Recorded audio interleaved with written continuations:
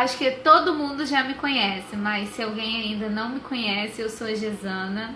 Eu já saí da UMP tem um tempinho, mas esse ano eu fui convidada para ficar na Secretaria de Educação Cristã com vocês. Eu achei mó barato, porque eu falei para Thaís que eu sou a tia da UMP. E eu fui tia de muitos de vocês na UCP, depois fui tia na UPA e agora sou tia na UMP, viu? Mas quando forem para a SAF, aí eu não vou ser mais a tia, aí a gente vai ser colega, tá? Beleza? Vai ser dormindo. E ó, todas vocês um dia vão estar lá, se Deus quiser, lá na SAF junto com a gente. Então... Aqui o pessoal tá comentando se quiser. Tá, ó, tô vendo aqui, tô aprendendo, gente. Olha, Manda vocês oi pra são quem ótimos. entrou, Olha, meu filho tá me ajudando Alexia, aqui. Oi pra Gabriela. todo mundo. Ó, aqui, deixa eu A falar. Maressa, a Adriane. Ô, gente, é Camila. muito difícil ficar falando e lendo ali, ué. Como é que vai ficar falando e lendo ali? Oi pra todo mundo.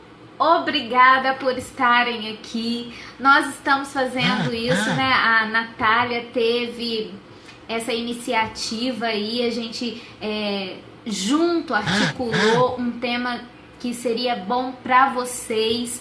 E aí ela sugeriu essa cosmovisão que tá tudo dentro disso aí. Eu espero que vocês tenham visto as lives anteriores que são muito interessantes. Hoje nós vamos estar falando sobre os atributos de Deus com o Reverendo Weber, né? Que eu espero que já esteja ali para poder Deixa eu ver. chamar ele. Peraí que a Natália mandou mensagem. Peraí.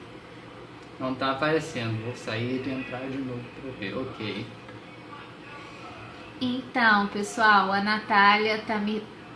Deixa eu ver aqui. Não, a Maria... Não, ela ainda não tá na live não. Ela falou que ia entrar como... Aqui, ó, IPv IPv 9 9 de abril. Tá, espera aí, então. Pode convidar ou não? Espera aí um pouquinho. Deixa eu falar com o pessoal lá que eu vou chamar Você tá ele falando, agora. tá aparecendo você. Ô, meu filho, você nem falou que eu tava Tá aparecendo. aparecendo! Se tem um futuro, você tá Ai, aparecendo. gente, ó, desculpa, primeira vez é sempre assim, tá? Então, eu não tô vendo vocês porque eu fui lá aonde a gente convida, né? E eu vi que o Reverendo Weber já entrou aqui. E hoje Aí. ele que vai estar trazendo aí as informações, a informação, né? Porque é um bate-papo, não é uma palestra, é um bate-papo sobre os atributos de Deus. Eu espero que vocês aproveitem muito e eu peço a Deus que a gente tenha a oportunidade de estar fazendo um encontro presencial, onde a gente possa aí fazer um bate-papo sobre todas essas lives que nós fizemos, sobre a visão de vocês, que é muito importante, né? Então, hoje nós vamos aprender mais um pouquinho sobre Deus e seus atributos, e eu vou chamar agora o Reverendo Weber, tá? Tô falando aqui com o pessoal, né, que eu espero que a gente possa no futuro fazer um encontro presencial, para que a gente possa fazer um bate-papo sobre todas as lives que já foram feitas, sobre esse assunto que é tão importante, né? Estava conversando com a Natália essa semana e falando da importância da gente ter conhecimento. Eu também estava escrevendo um trabalho, né? Aproveitando para estudar nessa quarentena, falando como é importante a gente transformar informação em conhecimento. E eu espero que todos os jovens transformem todas essas informações que nós estamos passando aqui para vocês, nós não, né? Os pastores, que vocês transformem toda a informação em conhecimento. Amém? É um assunto muito interessante, esse assunto. Se minha voz falhar, faz algum sinal, porque eu estou vendo a Gesana, só fazer um sinal que eu paro de falar, né? Tá. Então vamos seguindo, pastor. Isso. Mas é um assunto muito interessante. Você falou a questão do conhecimento. João 17:3, Jesus vai falar que a vida eterna é conhecimento de Deus e de Cristo. O conhecimento para o judeu nunca é apenas teórico, é prático. É um conhecimento que envolve comunhão. Para o judeu, o conhecimento ele é aplicado em todas as esferas da vida. Deus transforma, orienta, amadurece.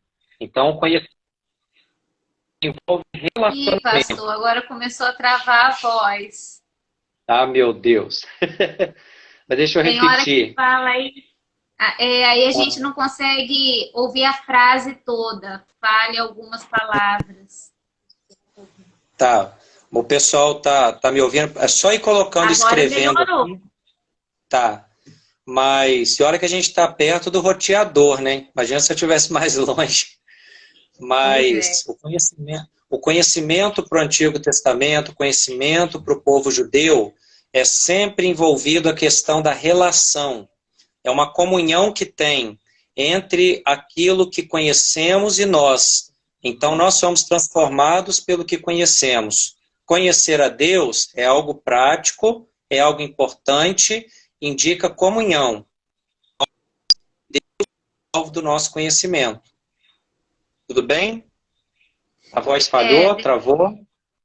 Falhou só um pouquinho. Deu para ouvir que, né, indica comunhão, que é nosso relacionamento com Deus, mas não foi perfeito. Isso, mas é essa a ideia mesmo, tá? Conhecimento para o povo judeu sempre indica comunhão, relacionamento, tá? Então, conhecer a Deus para o judeu era ter comunhão com ele. Nunca só na esfera teórica, esfera prática também. Tá bom? Então, é isso que eu gostaria que a primeira ideia que eu gostaria de passar é essa. O assunto sobre Deus é um assunto prático no sentido de que ele deve ser aplicado a cada área da nossa vida. Perfeito. Tudo certo? Certo. Então tá bom. Se alguém quiser interagir, mandar alguma palavra aqui embaixo para eu ler, alguma dúvida enquanto eu vou falando, tá bom?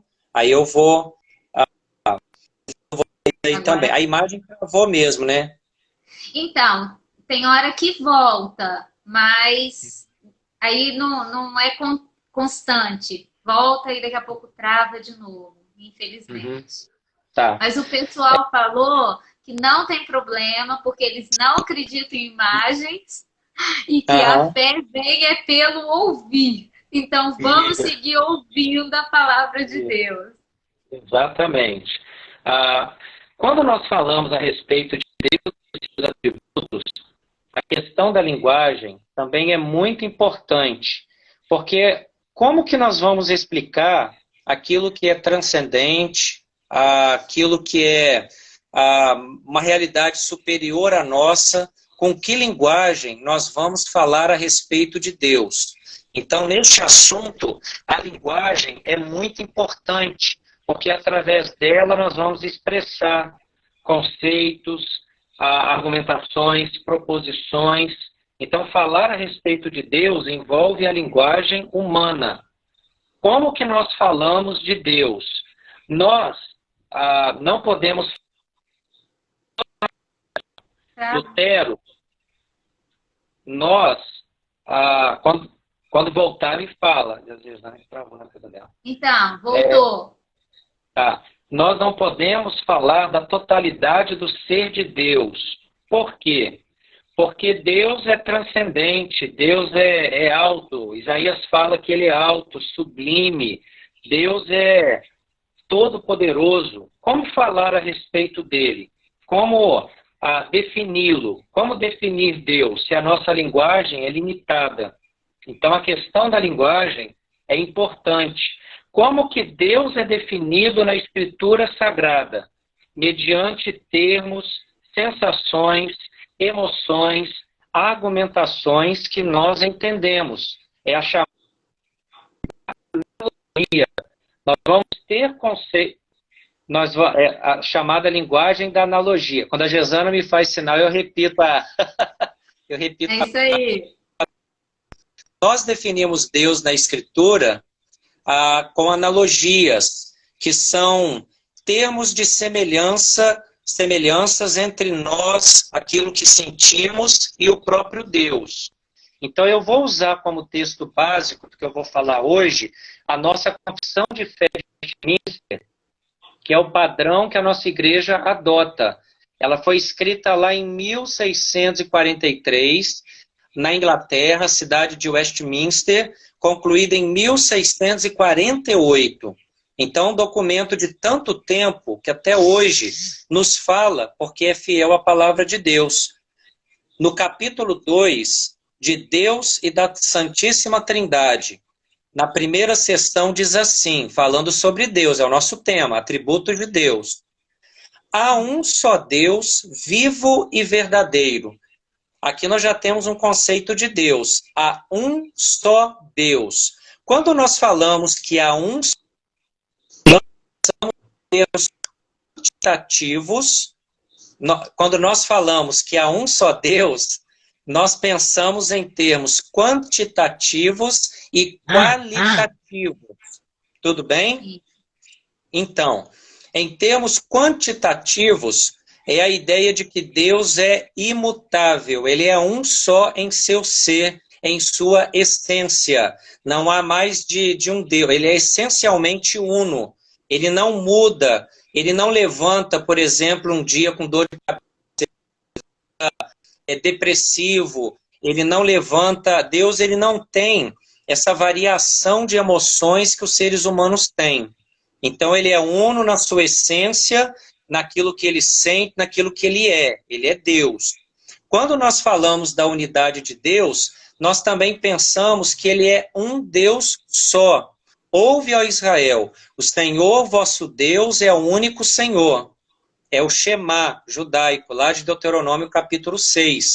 Então, ele é um em essência, na sua qualidade, e ele é um só Deus, não existe mais de um Deus. Por mais que haja Deus Pai, Filho e Espírito Santo, é um Deus apenas, não há uma pluralidade de Deus. Tá? Exatamente. A Marisa já está dizendo aqui, graças a Deus, que Deus não é bipolar. É por isso. Isso é um conceito muito importante.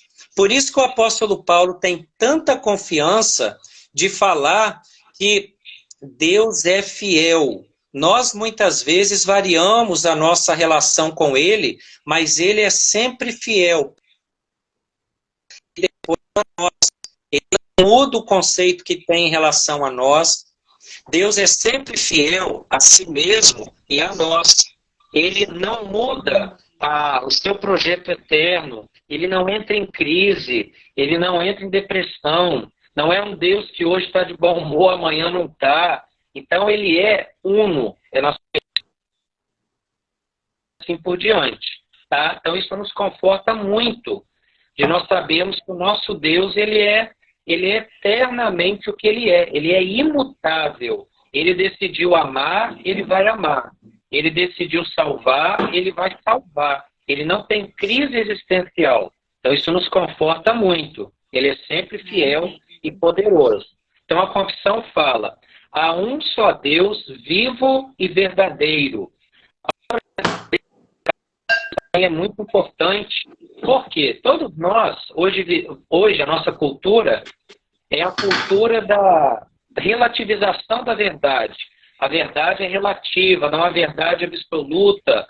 Deus é verdadeiro. Nós podemos confiar, quando nós oramos, temos a convicção de que Deus existe, ele está lá, ele está nos ouvindo, ele é autossublime, mas ele também vem ao nosso coração, ele existe, não é um mito, não é uma brincadeira. Richard Dawkins, que é um ateu britânico, foi professor da Universidade de Oxford muito tempo, ele acabou, infelizmente, pervertendo uma geração quase inteira de ingleses. Ele vai dizer que Deus é um delírio pernicioso. Deus é a maior brincadeira que já existiu na humanidade. Isso é zombar, isso é blasfêmia, isso é complicado. A Bíblia vai falar que Deus é verdadeiro, é real, ele existe. Deus é verdadeiro, é real, ele existe. Então nós podemos ter uma fé firme, sólida nele, porque ele existe e é verdadeiro. A nossa confissão de fé, repito, lá no capítulo 2, seção 1ª, continua dizendo: Deus é infinito em perfeições. Deus é Espírito perfeitíssimo. Outro dia um rapaz me perguntou: pastor, lá em Apocalipse fala que há 7 Espíritos de Deus. Quer dizer que Deus tem 7 Espíritos? Lá em Apocalipse diz que há 7 Espíritos de Deus. Aí ele me perguntou: então quer dizer que Deus tem 7 Espíritos? Ora, é bem interessante a pergunta, né? João fala que Deus é Espírito. A nossa confissão de fé fala que Deus é um Espírito puríssimo. O que João, lá em Apocalipse, quer explicar? Apocalipse é um livro que tem linguagem linguagem simbólica.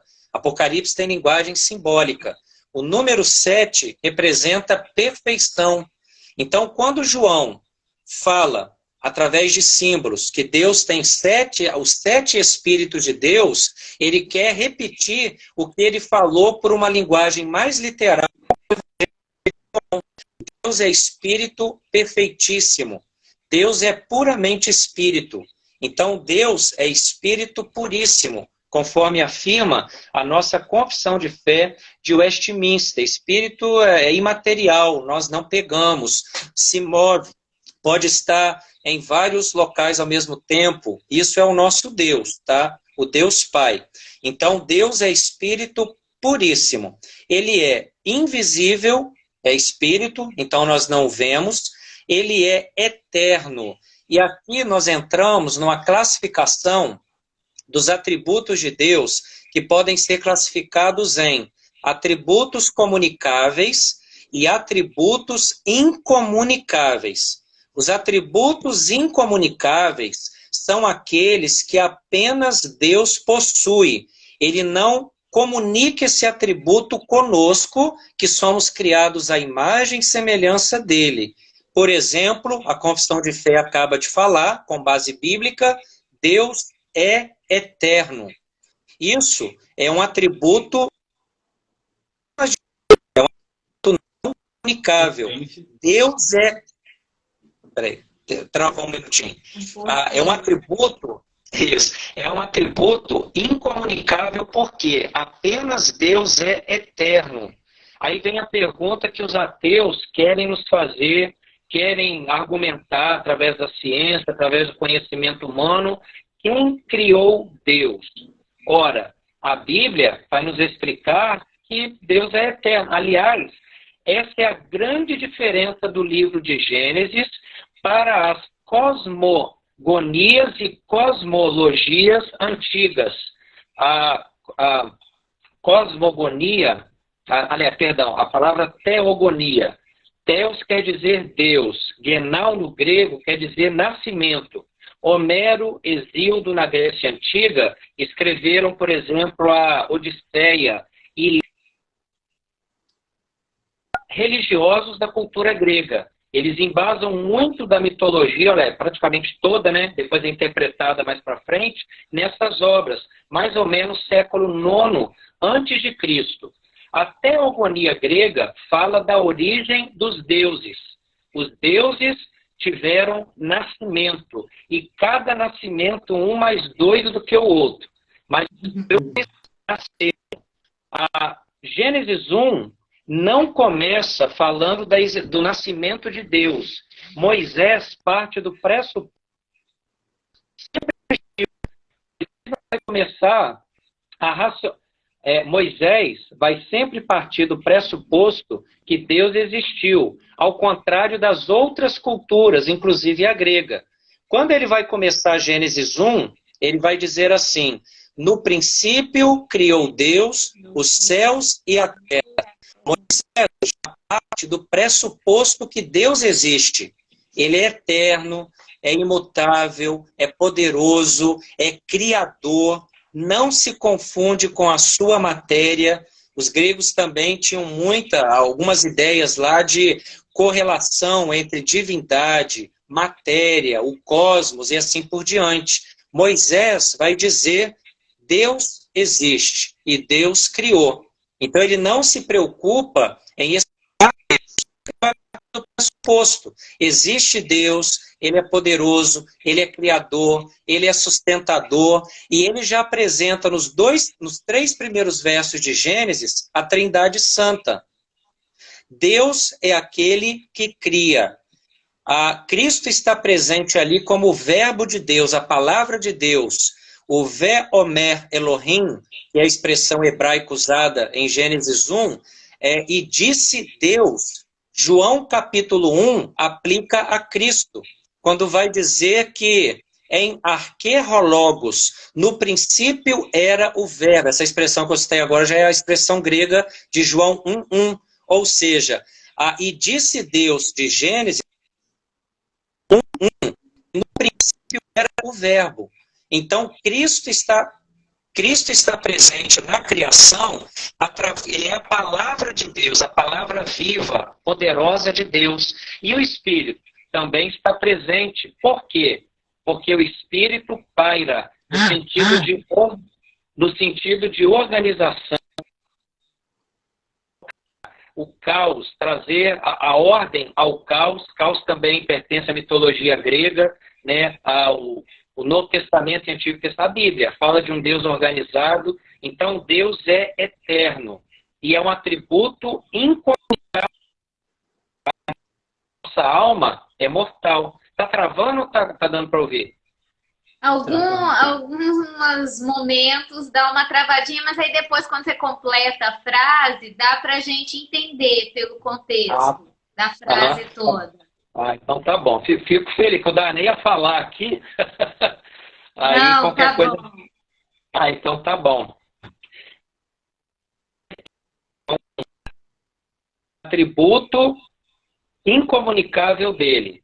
Nós somos criados. Então a nossa tem muita discussão da teologia, quando que se dá essa criação, é quando já tem alguma consciência, é no ato do marido e mulher, é quando nasce, tem muita discussão, mas não é meu ponto agora.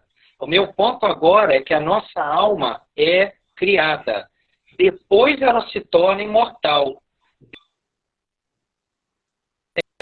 Aliás, o Novo Testamento grego tem 2 palavras para indicar a vida humana. A primeira é muito conhecida por nós, é a palavra. Então, o Novo Testamento grego, o Novo Testamento grego tem 2 palavras, estou repetindo. O Novo Testamento grego, eu vi você fazendo sinal, estou repetindo. O Novo Testamento grego tem 2 palavras para indicar a vida. É bios, de onde vem a palavra biologia. É a vida, nasceu todo ser humano, desde Adão e Eva, até o último que nascer, até Cristo voltar, tem a vida biológica. É a vida da luta pela sobrevivência, água, alimento, é a vida que nós temos aqui no dia a dia. Então, todo ser humano nasce com a vida bios. Só que o Novo Testamento fala que nós temos um novo nascimento.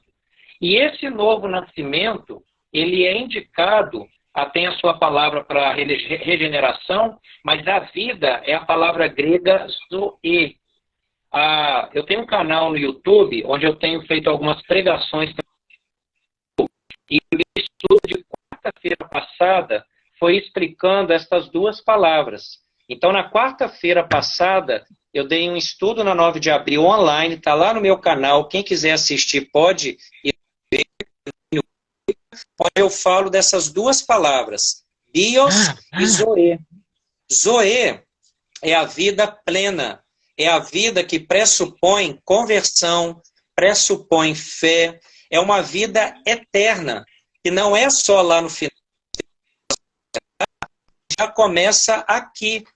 O cristão tem o privilégio de viver dentro da sua vida biológica a vida zoe, que é a vida plena, ligada com Deus, tendo fé, tendo regeneração. Nós temos o conceito de vida eterna, nós já vivemos no aqui, no agora e no presente. Toda essa volta eu dei só para explicar a questão de Deus é eterno. Nós temos um atributo incomunicável de Deus, que a nossa confissão de fé fala. Eu estou usando, no caso, esse livrinho aqui, que é o menorzinho, Confissão de Fé de Westminster. Esse daqui já vem com catecismo maior, catecismo menor. Não sei se a imagem está conseguindo pegar aí, a imagem ficou escura aqui, né? Quando a gente aproxima, a imagem fica escura, né? É interessante. Mas é a Confissão de Fé de Westminster, tá? Então, Deus é eterno, né, conforme falamos aqui. Ele é invisível, sem corpo, sem membros ou sem paixões. Aí a gente fala assim, Deus é sem paixão, mas Deus não é amor, não é justiça, Deus não tem ira, Deus não é ira também. Por que a confissão de fé por que a confissão diz que Deus não tem paixão? Devemos lembrar que a analogia é uma linguagem de comparação para nós entendermos de sentimentos que nós temos em relação àquilo que passa no coração de Deus. Deus é tão maravilhoso. João Calvino fala que Deus ele vai se acomodar no sentido de falar numa linguagem que nós humanos entendamos a respeito do seu ser e da sua natureza. Eu volto ao início lá da live. Como que nós vamos nos expressar a respeito de Deus? A nossa linguagem é pequena, é falha. Então, a nossa confissão de fé, quando fala que Deus ele não possui corpo, membros ou paixões, é o sentido humano. A cultura grega misturava muito a questão da humanidade aos deuses. Os deuses eram vingativos e eram deuses muito complicados, porque aqueles deuses possuíam atributos humanos. É por isso que houve uma tentativa, na época de Sócrates, da chamada desmitologização. Sócrates pega essa ideia cultural de Homero e Hesíodo lá no século IX e vai dizer o seguinte, gente, a visão que nós temos dos deuses gregos, é uma visão muito humana, muito vingativa. Já pensou? Lê lá a República no livro 3 e livro 4, República de Platão. Lá Platão vai falar a respeito dessa interpretação. Platão diz assim, ensine para os jovens a imoralidade dos deuses, que nós lemos lá na Odisseia, lá na Ilíada, os deuses relatados lá, os deuses relatados na cultura grega, são deuses imorais. A analogia com o ser humano se perde, enquanto que na Escritura Sagrada, o nosso conceito de divindade, o nosso conceito de Deus, toma a linguagem humana, mas coloca cada um no seu devido lugar. Deus é Deus. Nós somos, até redundância falar, mas nós somos nós. E Deus é Deus. Então, a confissão de fé faz essa separação. Fala que Deus não tem corpo, não tem membro e não tem paixão humana. Quando Deus ira, é justa a ira dele. Nós muitas vezes nos iramos de forma equivocada. Deus não. Deus, ele é perfeito nos seus atributos, nas suas qualidades, no seu ser e também na sua essência. Continuando aqui, já até aludi, né? Deus é imutável. Deus ele não vai mudar. Malaquias fala que Deus ele não muda. Por isso o povo não era consumido. Aliás, Malaquias tem uma mensagem muito bonita falando que 100 anos depois do cativeiro babilônico, quando o povo, aliás, volta, 100 anos depois da volta do cativeiro babilônico, o povo estava tão triste, desorientado. Cadê o Messias? Cadê as promessas de Deus? E aí, lá no capítulo 3, um povo diz assim, é inútil servir a Deus. O que me adiantou ter servido a esse Deus que é chamado de imutável, que é chamado de fiel? O que eu ganhei qual foi o lucro que eu tive ao servir a Deus? Tive algum lucro? E aí, a mensagem do profeta é que por mais que no mundo pareça que está tudo igual, por mais que no mundo pareça que ímpio é igual a justo, por mais para Deus há diferença. Então Deus sabe quem é o seu filho, quem são seus filhos, Deus sabe quem não o serve, e Deus fala, naquele dia, lá no juízo, eu vou guardá-los, porque são tesouros preciosos para mim. Isso é Malaquias capítulo 3. Então é uma mensagem muito edificante, por quê? Porque vai nos confortar e se importa conosco. Esse Deus que é imutável, esse Deus que é poderoso, se importa conosco. Essa é a mensagem lá de Malaquias. Malaquias pega os atributos de Deus e aplica de uma forma muito abençoada, tão debilitado lá pela sua falta de esperança. Quando nós estudamos sobre Deus, é sempre importante aplicar este ensino em nosso viver. É importante. O que toca a nós falar que Deus é soberano? O que toca a nós falar que Deus é infinito? Falar que Deus não tem corpo igual aos seres humanos? O que isso tem a ver conosco? Isso nos dá um conforto muito grande. Primeiro, de saber que Ele é Pai poderoso. Deus cuida de nós. Nós somos pequenos, somos falhos. Graças a Deus que nem a salvação Deus deixa em nossa mão por um segundo sequer, porque senão nós faríamos grandes bagunças. Então, graças a Deus que a salvação, o poder de Deus vem pela graça, então conforta muita gente entender quem Deus é e aquilo que Ele faz por nós também. Gislaine Nogueira. Boa tarde, pode falar.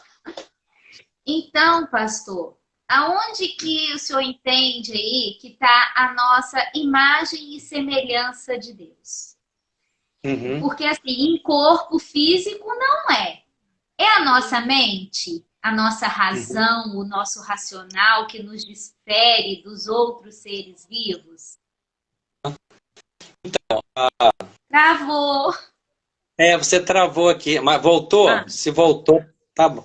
Então, dentro da questão dos atributos de Deus comunicáveis, nós temos o estudo antropológico da imagem da semelhança de Deus. Então, quando falamos dos atributos comunicáveis, só para te respondendo e retornando ao meu ponto, só para dar um sistema. Atributos são qualidades de Deus, aquilo que Deus é no seu ser. Atributo não é Deus. O atributo não é um Deus separado de Deus. O atributo é o próprio Deus. Cuidado para a gente não separar uma coisa da outra. Tem gente que quer separar o amor de Deus. Deus é amor. O atributo é Ele próprio. Tem a pergunta antiga, Deus cria porque Deus vai criar o bom e fazê-lo, vai pegar o bom e fazê-lo ser bom.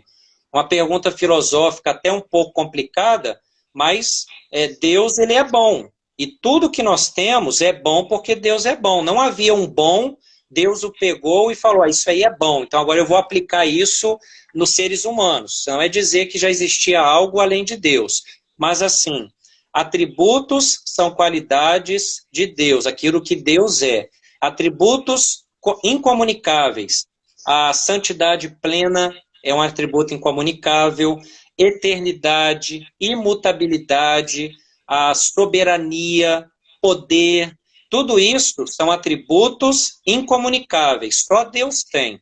Os atributos comunicáveis são as essências, as perfeições, as qualidades de Deus que Deus coloca em nós através do conceito de imagem e de semelhança dele. Entendi. Então, por exemplo, nós amamos, João fala, porque Deus nos amou primeiro. De Deus, o amor, e esse amor é comunicado a nós. Então, nós amamos porque Deus nos amou primeiro. Deus comunica o atributo dele, de amor, a nós. Então, nós temos ira, amor, temos aí, dá mais um exemplo de atributo comunicável de Deus. Justiça, bondade. Justiça, isso mesmo, vai me ajudando. Justiça, bondade. Então, são atributos comunicáveis, só que Deus os tem em perfeição. Nós, pela nossa natureza pecaminosa, pela nossa pequenez, nós não o temos com perfeição. Então, muitas vezes, falhamos através. A questão da imagem da semelhança de Deus, Tomás de Aquino falava que está na mente. Por isso que o conceito católico, vou só dar uma pincelada nisso rápido e vou voltar no assunto. De vez em quando eu vou para longe para voltar, mas eu volto. Mas tudo assim, bem. o Tomás de Aquino seguia uma linha de raciocínio de alguns teólogos antigos a ele, que diziam que a imagem e semelhança de Deus está na mente. Então, a teologia católica fala que o ser humano, através da mente, pode alcançar. Só que Lutero, Calvino e os demais reformadores, seguindo uma linha mais agostiniana e também de outros teólogos antigos, entendem que o pecado original, o pecado, né, de Adão e Eva, tem como consequência todo o nosso ser, o que eles vão chamar de depravação total do ser humano. Então, para a reforma protestante, os principais teólogos, ali os dois principais, Lutero e Calvino, vão dizer que a nossa mente, a nossa emoção, a nossa volição, que é a nossa vontade, estão totalmente depravados no sentido de serem entregues ao pecado. O que é a imagem e semelhança de Deus para nós reformados? São as perfeições divinas, como qualidades, só que no Éden havia santidade, uma santidade plena, havia uma perfeição, claro, embasada em Deus, nunca independente de Deus, e que foi perdido depois da queda, não totalmente. O ser humano, em um aspecto restrito, ainda é a imagem e semelhança de Deus, na sua dignidade, vamos dizer, nos seus direitos, na sua essência. Por exemplo, você vê um mendigo na rua, por que nós cristãos tratamos, por que nós, aos aos locais, né, de caridade, a ideia de ajudar, por quê? Porque aquele ser humano, mesmo naquela condição, ele continua a imagem e semelhança de Deus. A dignidade de qualquer ser humano do mundo pode ter qualquer defeito, qualquer enfermidade, qualquer limitação, jamais deve ser desprezado, jamais deve ser jogado de lado. Por quê? Porque é a imagem e semelhança de Deus, em termos de dignidade humana. Então é a chamada em Cristo. O que acontece conosco? Esses atributos de Deus comunicáveis, eles são aperfeiçoados em nós através do Espírito Santo de Deus. Então a imagem e semelhança ganha, vamos dizer assim, um ponto a mais, ganha uma perfeição a mais, ganha uma maturidade a mais. Continuamos pecadores. Parecido. Exatamente, sempre de fé em fé, de caminho em caminho, buscando a maturidade. Em Cristo, a nossa imagem e semelhança de Deus, ela é recuperada, mesmo ainda limitado, porque somos pecadores. Então, a imagem e semelhança de Deus são esses atributos comunicados de Deus a nós. Está no ser humano inteiro, que na Escritura é descrito como coração. Provérbios 4:23. De tudo que se do coração, porque do coração procedem as fontes da vida, da alma. Então, o coração é o que deve ser guardado. Gente, eu tô falando muito. Tem alguma dúvida, alguma... Tá todo mundo quietinho, ninguém tá falando nada, não. Eu tô gostando muito, porque isso aí, o Vitor também tá falando que tá gostando muito aqui, porque a gente ouve tanto essa questão da imagem e semelhança, e na verdade, hoje eu tô aprendendo que muita coisa eu tava entendendo errado. Por conta de achar que a razão era muito parecida com Deus, no sentido de semelhança de Deus, o que me faz diferente dos outros seres vivos. Ah, é a minha razão. Então, isso que é uma parte de Deus em mim. Não é, né? Então, muito interessante. Eu estou gostando muito. Pode continuar, pastor. Sim. Então, a razão, ela também faz parte da imagem e semelhança de Deus. O ser humano, por completo, é Deus. Só que nós não podemos pegar alguma parte humana e falar que essa é mais a imagem e semelhança de Deus do que a outra. Então, na Idade Média, houve a ideia de falar que a razão era a sede, vamos usar a palavra sede, que fica mais tranquilo da gente entender, a palavra sede. Qual que é a sede da imagem e semelhança de Deus no ser humano? Tomás de Aquino dizia que era a razão. Alguns pais da igreja antiga, os pais da igreja são os teólogos do 2º ao 6º século da história da igreja. Alguns pais da igreja falavam que era emoção, outros falavam que era a vontade.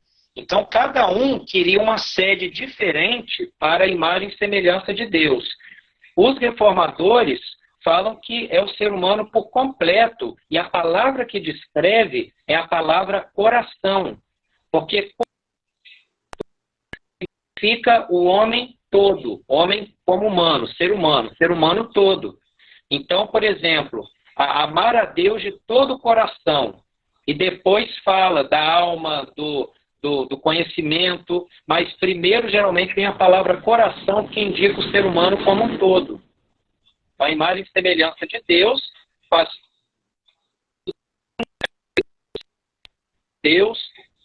comunicáveis, atributos comunicáveis de Deus, né? Onde Deus vai colocar algumas qualidades em nós que ele também possui. Tudo bem? Entendi. Posso continuar Tudo aqui, bem, pessoal? O pessoal tá falando que tá ok, tem gente falando que tá anotando tudo, que tá muito bom, então, que bênção, vamos continuar. Amém. Estou aprendendo com vocês também, tá? Pode falar, tá? Se eu não souber, a Natália está aqui do lado, ela responde. Ah, isso aí! Tá certo. Mas continuando aqui, a nossa confissão de fé diz assim, Deus é... O que Deus é? Deus é imutável, imenso, eterno, incompreensível. Aliás, outra palavra interessante, Deus é incompreensível. Nós não podemos compreender Deus.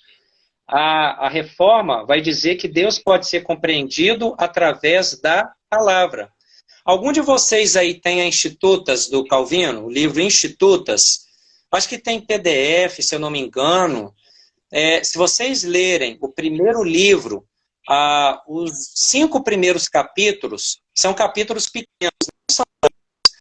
Calvino vai explicar, aliás, deixa eu ver, o meu sermão de amanhã, se a internet deixar passar, porque já travou 2 vezes. Eu estou tentando baixar aqui para o YouTube, mas já desde meio-dia, 2 vezes. O meu sermão de amanhã para 9 de abril é falando sobre o conhecimento de Deus, e eu me embaso dos primeiros capítulos do primeiro livro das Institutas de Calvino. Calvino fala que a síntese da sabedoria humana se resume em conhecer a Deus e conhecer a Deus nós. Conhecemos Deus. Onde conhecemos Deus? Fala Calvino. Deixa eu repetir. A suma da nossa sabedoria é conhecer a Deus e conhecer a nós mesmos. Então, Calvino sintetiza desta forma. Depois, o reformador vai falar como conhecemos a Deus. Calvino vai chamar a Escritura de guia e mestra. do conhecimento de Deus. Calvino, não nesses primeiros capítulos das Institutas, lá na frente, quando ele fala da fé, Calvino vai falar que a Escritura é a escola do Espírito Santo de Deus. A Escritura é a escola do Espírito Santo de Deus. Calvino fala nas Institutas. Aí, gente, ó. Então, se você quiser ir para uma boa faculdade, uma boa universidade, se você quiser ir para um local onde você vai aprender do Espírito, e lembra que na Bíblia, sempre o Espírito aponta para Cristo, o Espírito é Deus, mas ele sempre aponta para Cristo e sempre Cristo aponta para o Espírito. O Espírito vai falar da verdade, ou seja, o Espírito vai apontar, volta para Cristo, lê a Bíblia. Então, Calvino vai dizer, a Escritura é a escola do Espírito Santo de Deus. É lá que Deus vai falar. Então, Calvino vai falar, vai raciocinar. Onde nós vamos conhecer a Deus? É possível conhecer a Deus? Muitos falam que não é. A Bíblia vai ensinar que é. Nós podemos conhecer a Deus e vamos conhecer.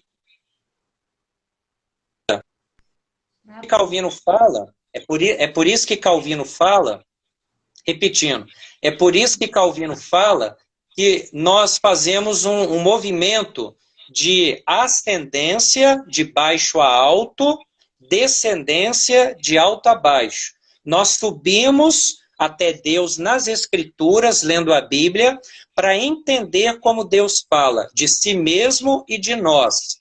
E depois nós descemos a nós para Deus. Então, na Bíblia, Deus fala a respeito de si. Nós subimos até Deus.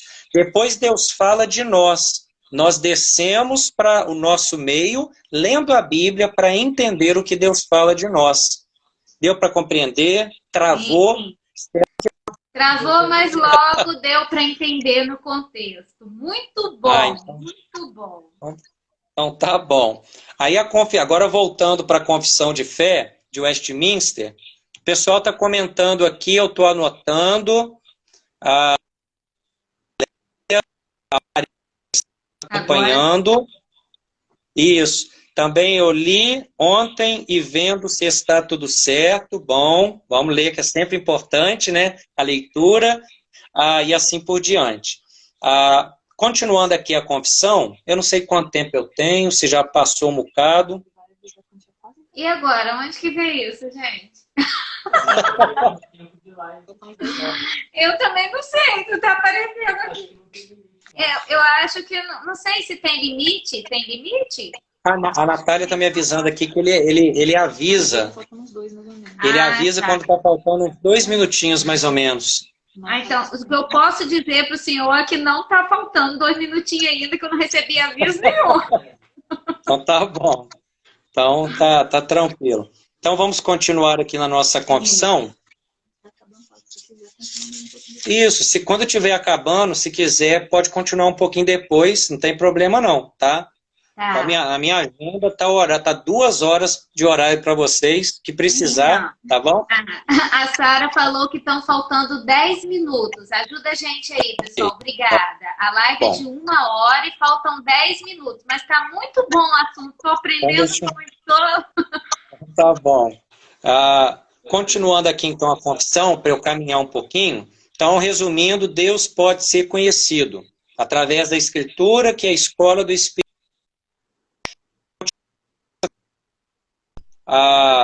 Deus é onipotente, onisciente, santíssimo, completamente livre e absoluto. Deus não pode ser imitado por nada, nem por ninguém, nem por ele próprio. Isso é interessante. O conceito de soberania não é que Deus possa fazer todas as coisas. Espero que não falhe agora, que eu vou explicar uma questão, precisa estar bem clara aí, tá? Se falhar, eu aviso. Tá. O que é a soberania de Deus? A soberania é um atributo incomunicável. Nós não somos soberanos. Nós cantamos, nosso Deus é soberano. Deus é soberano, nós não. O que é soberania de Deus? Soberania não pode ser definida, conforme alguns fazem, de afirmar que soberania é o ato ou o processo de Deus fazer todas as coisas. Vou explicar de novo. Soberania não pode ser definida como o ato ou processo de Deus fazer todas as coisas. Deus não pode fazer todas as coisas. Por exemplo, o que Deus não pode fazer? Repetindo, Deus não pode fazer todas as coisas. O que Deus não pode fazer? Deus não pode pecar, Deus não pode mentir, Deus não pode pecar, Deus não pode enganar e ser enganado. Repetindo, Deus não pode mentir, Deus não pode pecar, Deus não pode se enganar ou ser enganado, Deus não pode se arrepender igual ao ser humano se arrepende. Há duas palavras hebraicas para arrependimento, que eu não vou entrar nesse assunto agora, porque senão eu vou longe. Mas uma indica arrependimento humano, quando fala que o homem se arrepende. A outra indica o arrependimento. A outra indica o arrependimento divino, como linguagem de analogia para nós entendermos, tá? Então, há algumas coisas que Deus não pode fazer. Repetindo, soberania de Deus não significa que Deus pode fazer todas as coisas. O que é a soberania de Deus? Travou? Tá tudo bem? Tá tudo bem. Tá. Soberania de Deus quer dizer que Deus faz tudo o que Ele predeterminou em fazer. E aquilo que Ele predeterminou em fazer está de acordo com a natureza santa dEle. É essa a definição de... Agora travou. Então Deus, repetindo, soberania de Deus é o ato ou processo dele fazer tudo aquilo que ele predeterminou em fazer. Deus decidiu criar o ser humano. Ele vai criar o ser humano. Por quê? Porque é bom.